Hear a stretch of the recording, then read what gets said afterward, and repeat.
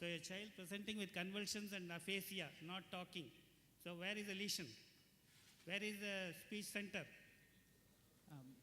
Could be in the motor Broca's area. Yeah, first. the child was having intense and then turning the head to one side and then flickering of eyes for some time. That is the only type of convulsion that this thing. What is that seizure known as? Motor seizure. When the child is turning the head to the left side, where is the lesion? When there is irritative lesion and the child is turning the head to the left side, where is the lesion? Right frontal cortex. So the speech area is also in the cortex, and also the type of seizure also is adversive seizure. It is called adversive seizure. Okay, so the child had sudden onset of fever, headache and seizure, so it has an encephalitic presentation. So that's what we wanted to tell you. Yeah, now we proceed. Thank you, sir. So she's a developmentally normal girl, apparently normal 3 months back, when she developed high-grade fever for 2 days. It was associated with severe headache, sudden onset. Mother said it was diffuse but more at the back. There were 3 episodes of vomiting per day, non-bilious, non-projectile, with food in the vomitus. She was initially treated with oral antipyretics and antiemetics on OPD basis. She developed 1 episode of seizures. It was in the form of posturing with the turning of head to the left side that lasted 10 minutes on day 3 of illness, followed by unconsciousness. She was taken to a hospital where she was admitted and she received IV medications. Specifically unconsciousness, the mother said, it's more than unconsciousness, it was stopping to talk. Okay. She said she didn't want to admit the child had unconsciousness, but child refused to speak. Was not responding, was not talking. That is the main thing. Okay, yes. So in the hospital, she had seizures again in the form of tonic posturing with uprolling of eyes. It was about 8 to 10 episodes per day, each lasting for 10 minutes, followed by post-ictal drowsiness. Proceed. She was then shifted to a higher center and admitted in the ICU. She received IV antibiotics and 3 anti-epileptics. Blood tests were done and parents were told that it was within normal limits. So the routine investigations done, lumbar puncture, CSF analysis and MRI brain. Yes. Yes, sir. That revealed features of infection. Parents were told that there was an infection in the brain.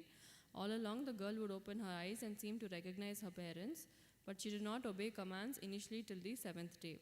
She was started on NG feeds on 7th day and discharged home at request as she had shown some improvement and was responding. There was no history of trauma, rash, recent vaccination or involuntary movements. Initially, the child had inability to chew. She had drooling of saliva and was not able to swallow. There was no history of abnormal eye position, movements or drooping of eyelids. No history of deviation of angle of mouth or sensory disturbances. Okay, we'll stop here. So, this child has been admitted and has been referred to another higher center. So, what would be the mode of treatment? Of course, LP has been done, MRI has been done, okay, and the CSF analysis has also showed something. So, what would you have done? Say, if these facilities are not there, okay, nowadays, of course, many centers, they want CAT scan or MRI scan before doing LP. Okay, at least in corporate hospitals, it has become mandatory because they want to avoid trouble. But it's not absolutely essential that every child we have to do LP only after CAT scan. Okay, so that is a different question. But if you are in a center and you have to treat the child, what you would have done? Yes, I will ask John C. from Tirunelveli. Is John C. available? Yes, please tell. I am from Tirunelveli. Yes, tell me. So if you are in a place where you don't have all these facilities, so how you could have helped this child in the management this thing? Okay, we have done LP.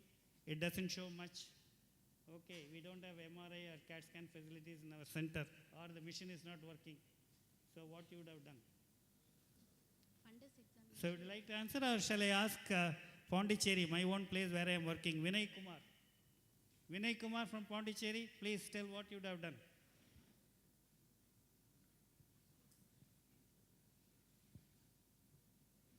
Okay, anybody else? Any volunteer?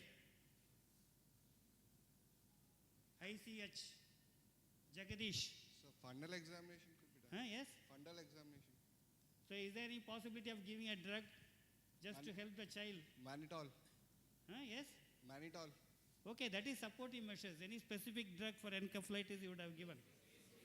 Acyclovir. Yeah, especially if the child is having cortical presentation, especially with the difficulty in swallowing and chewing. Okay, you have to give the benefit of doubt. Okay, and so acyclovir should be started. What is the dose of acyclovir? 20 milligram per kg. 60 milligram per kg per dose. How many times? 3 times. More times. 6 hours early, and then you will give for 15 days.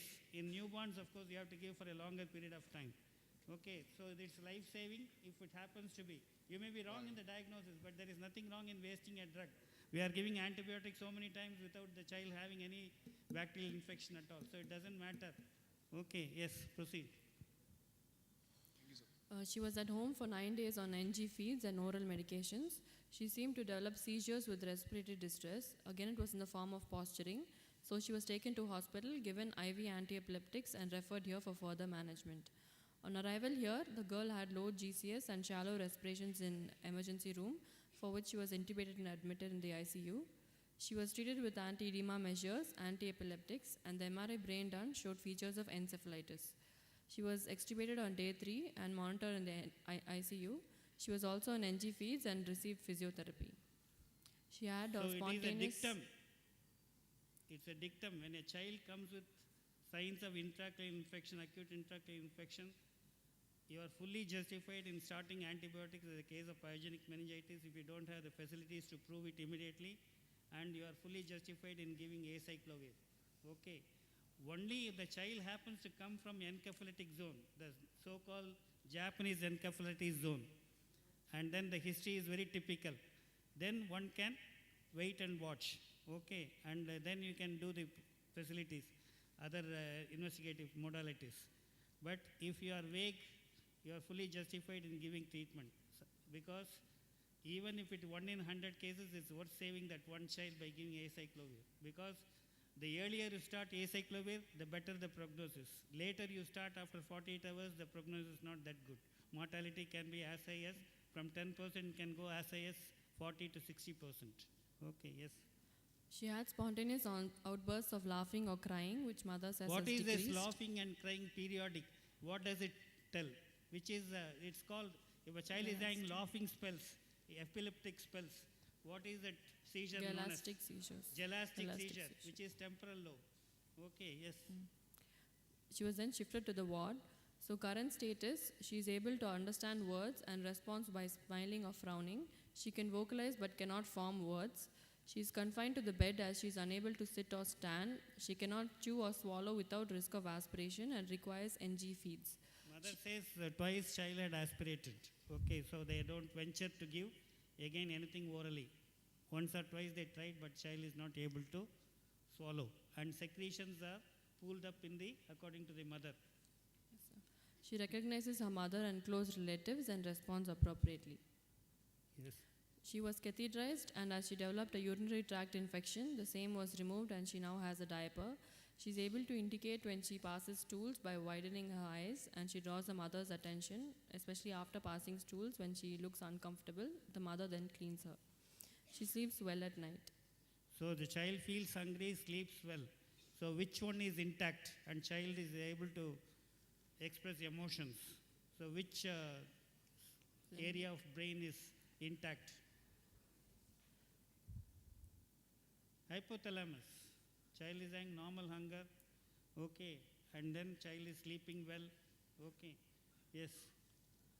So each area you must try to analyze, because encephalitis can be having devastating effect on various parts of the brain. Yes. Past medical history, there was no significant Of illness. course, in the present history, they said no abnormal movements, isn't it? Yes, sir. So there are no abnormal movements, Involuntary movements. no nystagmus, no ocular abnormalities noticed by the mother. What does it indicate? So there were no basal ganglia involvement. Okay, yes. So past history, there So was no which significant... encephalitis, which is very common in South India, basal ganglia is predominantly involved.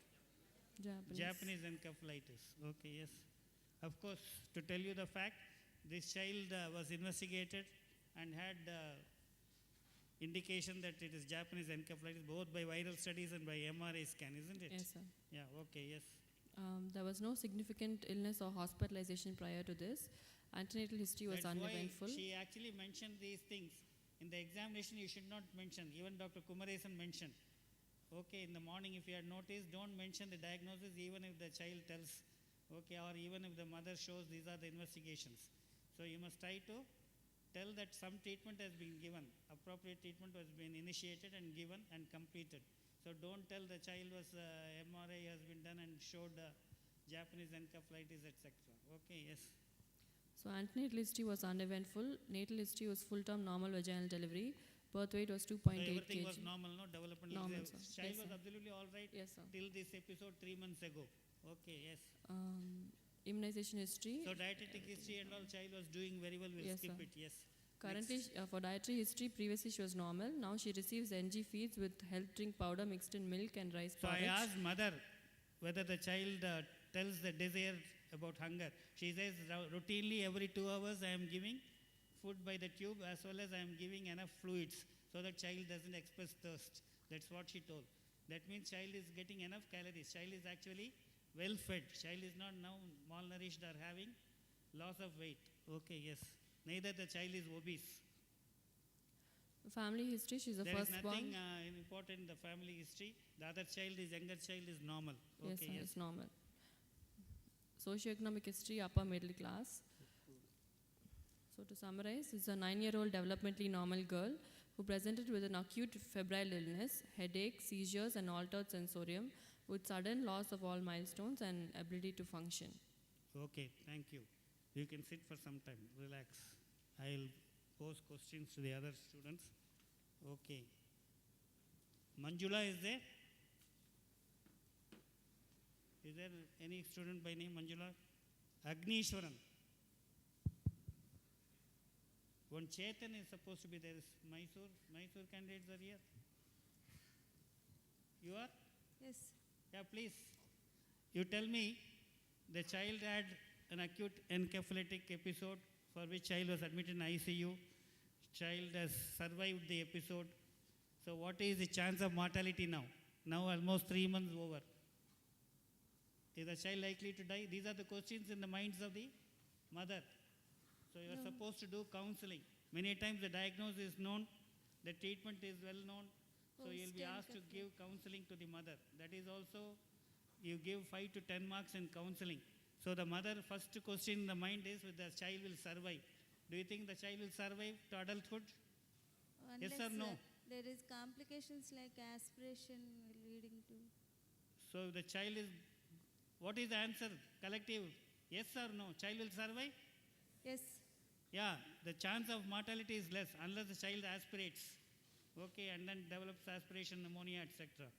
Okay, or child is having, because of the catheterization, if the child has urinary tract infection, it can become septicemic and child. Otherwise, because of this illness, child will not die. So what will be the next question in the minds of the mother? Recovery. The child is not talking. Child is, when she soils, then she indicates the mother by some facial grimaces that she has soiled herself. So what will be the interest of the mother in this case? Recovery from this illness. So what she would like you to answer about the child? What will be her doubts? You put Bowel yourself in and mother's bladder. position. Bowel Anyhow, and- now you can sit. I will ask Nitya. Nitya from Modern Chatram again.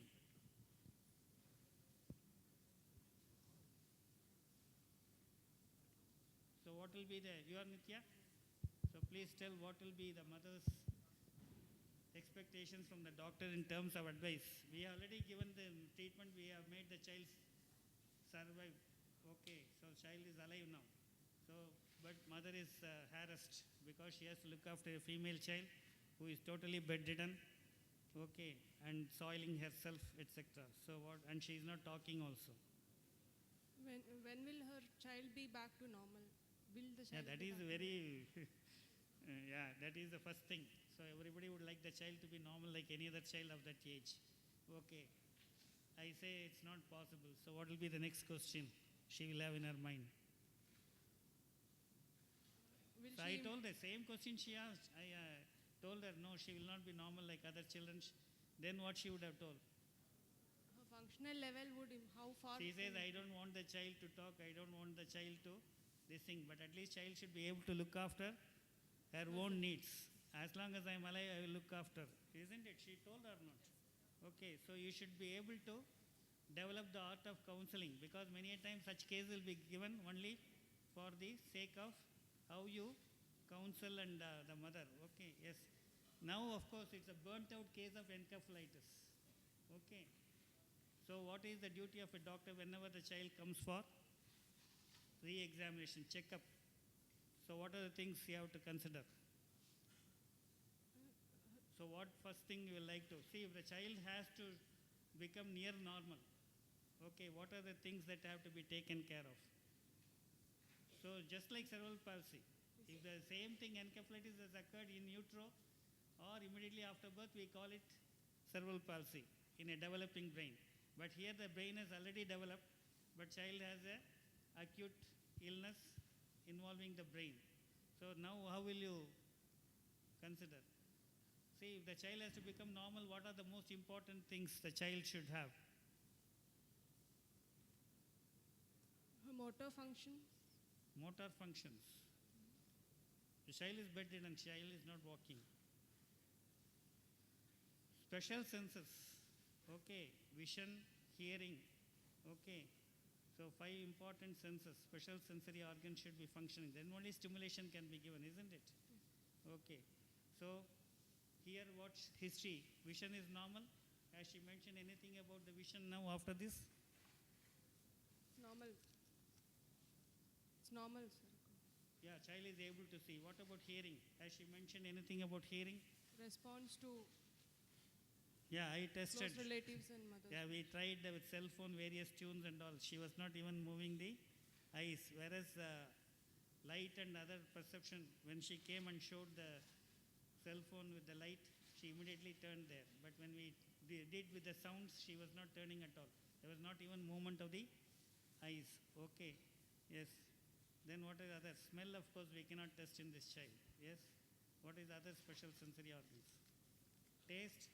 Again, that cannot be tested. Okay. Okay, so what is the problem now with the history? What do you think is the diagnosis? Full diagnosis. Post-encephalitic sequelae. So now 3 months have passed, isn't it? So will you call it as acute encephalitis or something else? Sequelae. Post. Not a sequelae. So we call it post-encephalitic sequelae. Okay, what is sequelae? What is the meaning of sequelae? Outcome of Anything that remains after the treatment, acute treatment phase, and which will persist forever. Okay, there may be improvement over time, is considered as sequelae according to the definition. Sequel means what? Film sequel, no? This Harry Potter, so many sequel came, 1, 2, 3 like that, one after another. Okay, so from sequence only sequel term has come. Sequelae is done which lasts forever, okay, after the treatment is over. Whereas complication is one which occurs during the acute phase. Will we call acute intracranial hypertension as a sequelae of pyogenic meningitis or encephalitis? No, that is an important complication, acute complication. Later the child has dilatation of ventricles, we call it hydrocephalus. That is a sequelae. But when the child is having acute cerebral edema, that is not sequelae, it's a complication. You understand the difference between that? And the time period is variable. Okay, in tuberculous meningitis, previously it was considered as 1 year because the treatment itself continued for 1 year. And people have found improvement in eye vision, optic atrophy also, where there was total blindness, child has shown improvement, and it is recorded in various literature as well as in textbook of tuberculosis by Miller. Okay, so we have to wait. But now, of course, the treatment phase itself has been cut short to 6 months. So tuberculous meningitis, when we say post-tuberculous meningitis sequelae, we give a period of 6 months because there is so much of plasticity of the brain and child can show so much of tremendous improvement. For acute pyogenic meningitis, a period of 3 weeks is given, 3 weeks to 6 weeks. It varies from one study to another. Okay. What occurs between 3 weeks to 6 weeks after the initial treatment phase, they call it early sequelae, which means there is a possibility that they may recover over a period of time. And late sequelae is beyond 6 weeks. Okay, same applies to the encephalitis also, acute encephalitis. Because if somebody asks you this question, you must be able to say, I have gone through various literature and I have found these facts, so you can take it as almost certain. Okay, yes. Proceed. Examination, the child is lying supine with NG tube in situ. She's conscious, she's awake, arousable when she's sleeping, aware and alert. Now you please listen carefully. I will ask you the questions, the diagnosis. Everybody can make a diagnosis of post-encephalitis sequelae. But what are the sequelae? You must be able to enumerate. You can start writing down the various diagnostic possibilities. Okay, as she is presenting. Yes. Her vitals were stable. No palaictus, cyanosis, clubbing lymphadenopathy or pedal edema. Head to toe examination. Limbs, there was a wasting of distal muscles and she has dynamic contractures at ankles and Actually, wrists. she has written hair is normal. Probably she only saw the scalp hair, but the whole body, what hirsutism is there. You found, there is much more hair, more than any male. She is having hair in the legs and hands. So whether it is due to some treatment with steroids, I don't know. Okay, but she is having excessive hair distribution in the body. Yes. There were no neurocutaneous markers and no bed sores. Anthropometry was normal. Examination of CNS, higher mental functions. The child is conscious. She has spontaneous eye opening.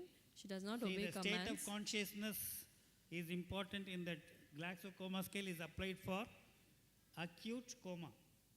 When it comes to a 3-month-old child, the child will be definitely conscious. Okay. But what will you like to say?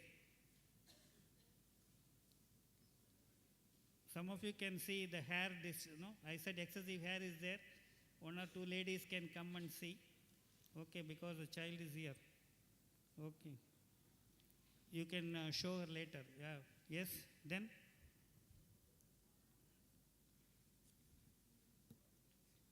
Yes, proceed. So she does not obey commands. Her GCS came to 10/15. Even now the child is keeping the head turned Turned to mostly to the left side. So what is the posture? You show the photograph? There's no photo, sir. You The just now child show the they brought. photograph, no? There's no photo. The child, they focus on the child. No, just now that picture was there, no? They focus the camera on Can the you child. show that? Can you retrieve that? That clipping. So what is the posture of this child? Who is going to describe? I will ask. Sushma is there? Sushma? Srikanth from Salem. Srikanth from Salem. The child keeps the mouth partially open. Head is always turned to the left side. Okay. And then what about the left hand? It's flexed. Is flexion at the elbow, Elbow and flexion at the wrist, and finger flexion. What does it indicate? When there is consistent fisting, which is the area involved? Again, motor cortex. Okay, so you find that child with cerebral palsy will have fisting and the thumb will be inside. Okay, even the other hand is extended, but then you find that hand also, the finger is flexed. Okay, yes, proceed. Could not check orientation or memory. Speech, she vocalizes, and there are incomprehensible sounds. Cranial nerves, first could not be tested. For the second, the field of vision, color vision, visual acuity could not be tested. The pupils were equal and reacting to light, both direct and consensual. Accommodation reflex was present and fundus was normal. Third, fourth and sixth, range of movements was full. No squint, no ptosis, no nystagmus. Fifth, she's able to perceive sensations over the face. Conjunctival reflex present, jaw jerk present. Could not check clenching of the teeth. So I checked gag reflex. She has mentioned, she is underlined with red ink. So it is exaggerated. Child is having feeding difficulty. What is the diagnosis? Gag reflex is present. Child is having regurgitation of feed. Child is having pooling of secretions. So which cranial nerves are involved? So if the same thing happens in polio or Guillain-Barré, we call it bulbar palsy. But it has occurred because of the encephalitis due to a cerebral etiology. So it is pseudobulbar palsy. So this child is having pseudobulbar palsy, which is a poor prognostic factor, comparative poor prognostic factor. Yes. Yes, sir. So gag reflex was exaggerated. Motor system, bulk was symmetrical on both sides. So again, of course, this is an acute process, so you need not mention Yes. the measurement. Okay. Kumaresan morning mentioned Okay. If there is bilateral involvement, you need not mention about the individual differences in the arm circumference. Yes, Okay, sir. proceed. And of course, the child is keeping the fist clenched, so it's very difficult to make out the wasting because child is not using the muscles, small muscles. Yes. So the tone was increased in the in all muscle groups, both the flexors and extensors, the adductors, abductors, in around all the joints. It was uniformly spastic. So you find that from the posture itself you can make out which tone is increased in all groups of muscles, both flexors and extensors. But which is more in the left hand?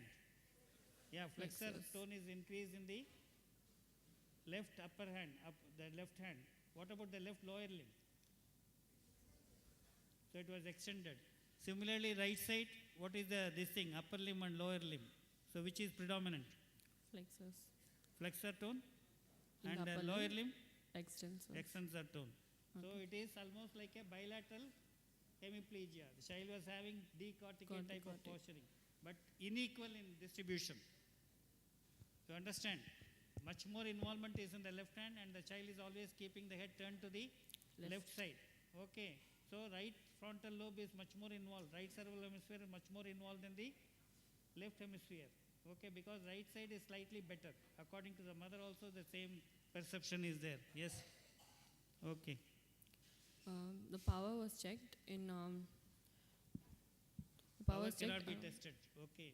And already some contractures are there in the with ankle. okay, so Yes. spontaneously she was moving her limbs against gravity. Proceed. There was no clonus. Superficial reflexes, corneal conjunctal reflexes present, palatal reflexes was exaggerated, abdominal reflex present, and plantar's bilateral extensors. The clonus cannot be made out because it is not present and there is contracture also. Yes. Sir. The deep tendon reflexes were exaggerated, and the clonus was absent. Sensory system, she is able to perceive touch and pain. Joint position, vibration sense could not be tested. Yeah, this is from the mother. Child is able to perceive touch, etc. Okay, yes. Yes, sir. Cerebellar system, there was no nystagmus. Test of incoordination could not be done. Spine and cranium looks normal. And Gait there is, could not according be to the checked. mother and this thing, the child is able to have complete movement of the ocular muscles to the end. Both medial rectus and lateral rectus are this thing. There is no internuclear ophthalmoplegia. Also. Okay, yes. Other systems, cardiovascular system, first and second heart sounds heard normally. RS bilateral entry present, normal vesicular breath sounds, no added sounds. Abdomen was soft, there was no organomegaly, genitalia is normal. Okay. To summarize, the 9-year-old developmentally normal girl presented with fever, headache, and seizures, acute onset, Okay, you and she leave it. lost. We'll ask them. Just close that slides. So now you tell me the diagnosis, complete diagnosis of this child. So we'll ask Igneshwaran is there from KKCTH. KKCTH back 2 prizes today. So Igneshwaran, Pratyaksha. Pratyaksha means you are present here. They have gone, after taking the money, they have gone. Then Kerala from Alappuzha, they have come. Nabil is there. They have gone. So who will tell the diagnosis, complete diagnosis of post-encephalitis sequelae of this child without seeing the child?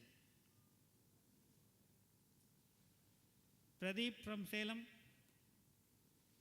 or Priyadarshini?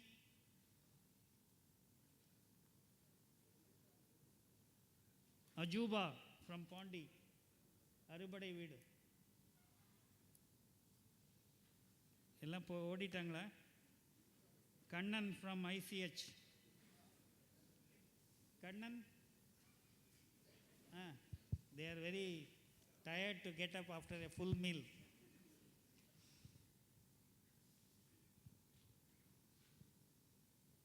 So what is the complete diagnosis of this child after seeing only the description and presentation? Case of post-meningitic sequelae. Okay, this Post child enc- proved to be post- Japanese post- encephalitis according to her. The Post-encephalitics. investigation showed that. Post-encephalitic Yeah, sequelae. so how will you say, where is the level of the lesion? Cerebral The child is having quadriplegia or hemiplegia?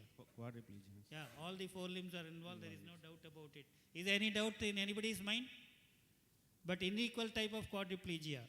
So there is a flexing of both upper limbs, okay, Extension of both and lower limbs. fisting on both sides, and lower limbs are extended. So there is a bilateral hemispherical lesion causing decorticate rigidity. It is not decerebrate, which means it's a in between superior colliculus and inferior collicular lesion. Okay, but pseudobulbar palsy is there, which means there is a Cortical where is the level of the lesion? Again above the nucleus. bulb. Okay, yes, subcortical. So there is extensive damage of both cerebral cortex, especially frontal area of the right side, more than the left side. Yes, then is there any cerebellar signs? No cerebral. Cerebellum is relatively escaped, and there is no extrapyramidal movements. Though Japanese encephalitis is supposed to have much more involvement of the basal ganglia and abnormal movements, this child never has abnormal movements. Okay, yes. Then what are the other thing? We said pseudobulbar palsy is there. What else? What are the limitations? Sequelae. Hearing is impaired definitely, but vision is normal. Yes. Disuse atrophy of Special sensory system is normal as far as the mother could tell and we could appreciate. Yes, then? the wasting of distal muscles, disuse atrophy. Yes. Wasting of distal muscles, disuse atrophy, the child is having. So, is there bladder and bowel involvement in this case, autonomic nervous system? No, sir. No. Even child is able to appreciate she has wet the bed and she is able to tell by signs to the mother. Okay, yes. So, what is the prognosis of this child? I am finishing in 5 minutes, sir. So, my time is exactly okay, yes. Functional disability of grade 5, sir. So, mother asked me a question. Please tell me whether my child will be able to look after herself. So, what will you tell now? See, with this diagnosis, with the special sensory system, especially vision is possible, hearing we have to test. They haven't done the bare IETs. Okay. So, let us hope it is subnormal or it may not be normal, okay, from the way the child reacts with the pseudobulbar palsy. Okay, so what do you think the possibility of the child? Child cannot be normal, okay, like other children. So she doesn't want the child to study any further. But what she wants is, will the child be able to look after? So what will you say? It depends the motor function of the. Yes? It depends the motor function of the. Yeah, the child will be able to recover if only adequate physiotherapy is given without any interruption. Okay, there will be significant improvement over a period of time, but it will be very slow and steady. So she cannot expect marked improvement over a short period of time. What are the good prognostic factors in this case? Is there any Special persistent sensory- seizure in this case? No, sir. There is no persistent seizure. Okay, what are other good prognostic factors? Special sensations, special sensory systems Yes. are normal. Special sensations are normal. So Yes, vision, then- hearing, Okay, and autonomic system also sensory systems are intact, sir. okay. Then Bubble nutritional bladder. intake, mother is taking care very well, so nutritionally child is not affected. Yes. What are the later sequelae that can occur in a child with what are the later sequelae? Late like prematurity, we say late complications is cerebral palsy, retinopathy of prematurity, anemia of prematurity, osteopenia of prematurity. Like that, what will you say in a child with post-encephalitis? What are the things? What endocrine problems can occur? What are the endocrinological problems of a child with encephalitic scar? So there can be significant growth retardation, isn't it? Okay, growth hormone can be affected. Precocious puberty can occur. Okay, then what else? Of course, acute, there will be diabetes insipidus, but it will not be present in a later case. Then what are other endocrinological problems? Diencephalic syndrome. The child will be totally wasted or there can be obesity. Okay, because of hypothalamic disturbance, here hypothalamus is relatively intact. So, at the end of this session, because we are asked to close the session within 30 minutes, the presentation is extremely good. Okay, and of course, I'm happy that some of you are keeping awake in the post-lunch session. So, this child is a case of post-encephalitis sequelae. The lessons to be learnt is, if a child is having encephalitic presentation, you don't have any way of proving it.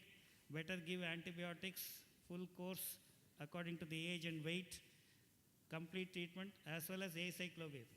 Okay, if you have the facility by that time and then you are able to get the results, then we can always stop the acyclovir treatment. It's this thing. But then we have to give the benefit of doubt to the child, and we should see any child with herpes simplex encephalitis is not lost because of late onset of treatment. That is the most important lesson. Then subsequently, we have to maintain the nutrition status and give symptomatic treatment and correct all the important complications like cerebral edema as mentioned by you, that mannitol has to be given. And of course, nowadays, hypertonic saline is preferred over mannitol in the management of increased intracranial tension, and seizures have to be controlled. This child never had hyperpyrexia, temperature imbalance should be maintained, and nutrition hydration status should be maintained. Subsequently, once the child survives, then we have to see that if the child is having any sequelae, and then we have to talk about the sequelae in terms of cerebral function, then cranial nerve dysfunction, then special sensory dysfunction, then motor disability, then if there are any sensory disability, that is peripheral somatic sensations, then we have to see any extrapyramidal or cerebellar disturbances in this child, and then of course over the other systems like endocrinal system, etc. So with that, I will close the session. Thank you very much. Thank you, sir. Thank you. Thank you, sir. Thank you, sir. Thank you, Dr. Vaishnavi. Now I request Dr. Srinivasan to give a token of appreciation to Dr. Vaishnavi.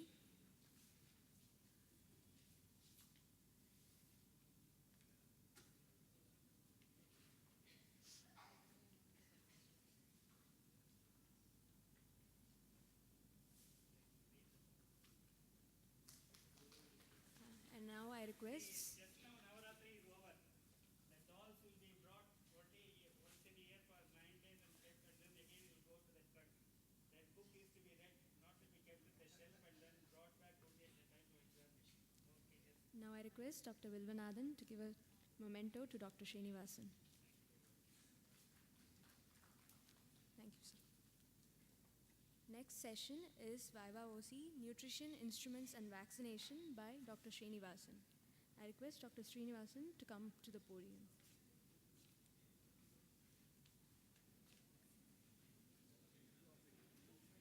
I will be walking. Just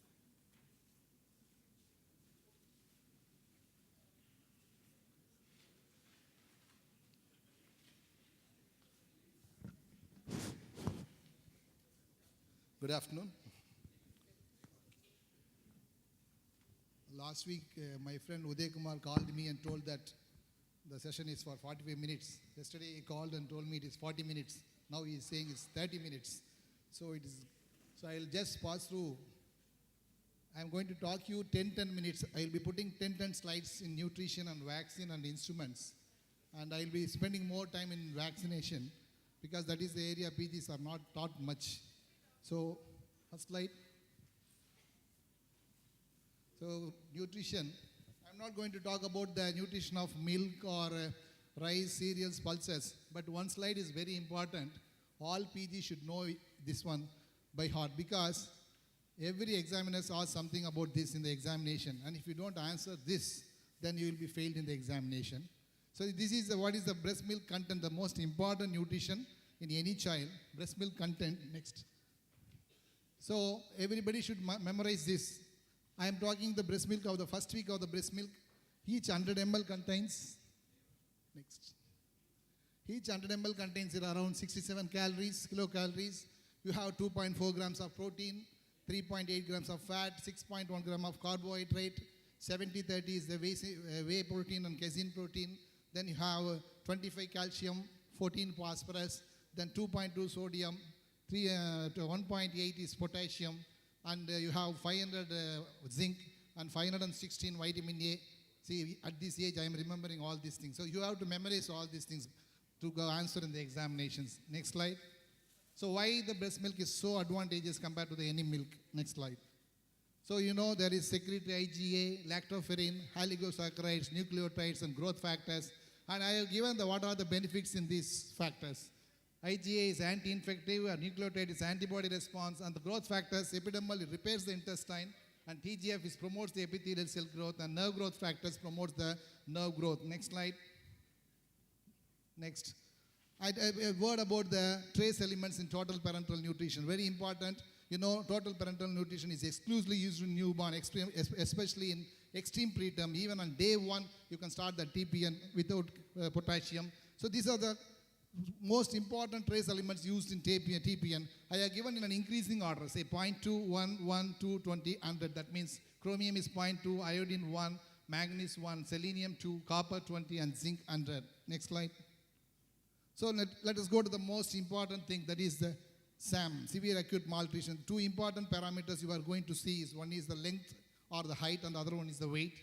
And whenever you measure the length, it's always 0.5 centimeter more than the height. So suppose if you are measuring a child in the supine position, any child below 85 centimeter is measured in the supine position.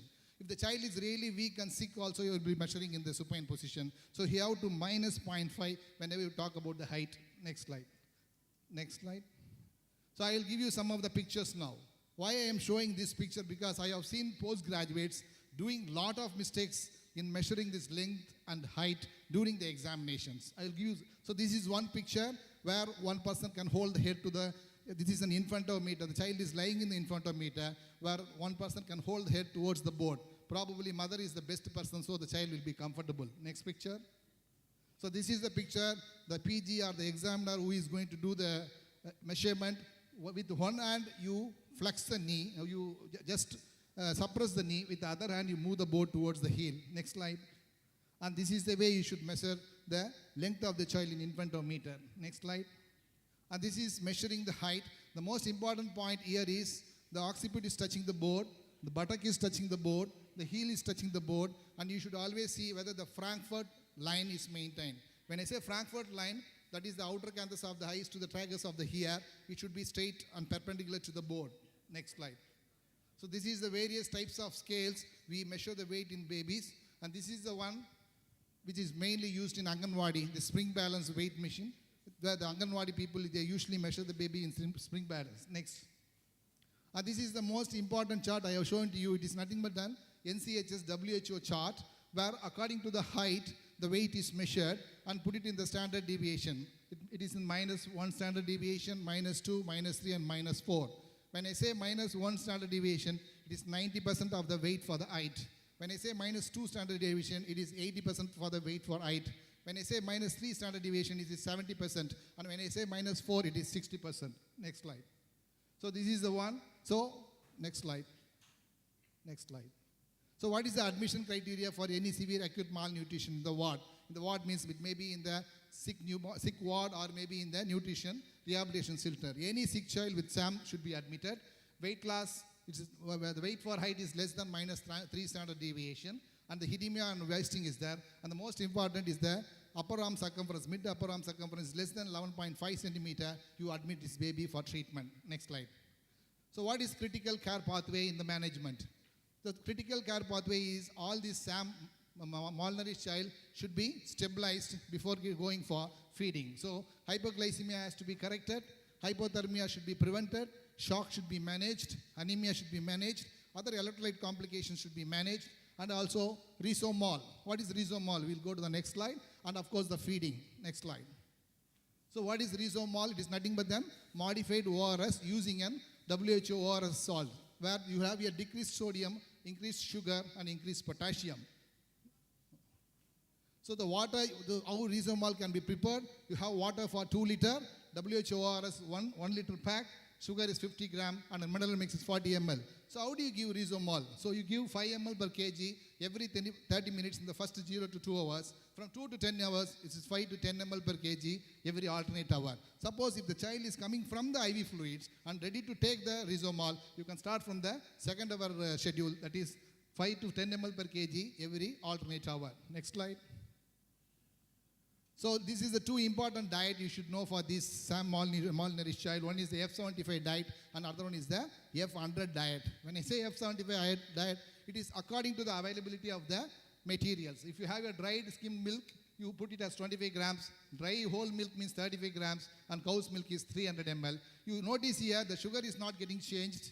The cereal flour is not getting changed. The vegetable oil, there is a slight change. You see, in the first A, it is 30 gram, then it is 20, and mineral mix also is not getting changed. So this is a diet which contains 75 kilocalories with 0.9 grams of proteins, easily palatable to the children, so child can tolerate this kind of food. This is otherwise called as starter formula. You give from 2 to 7 days, starter formula. Next slide.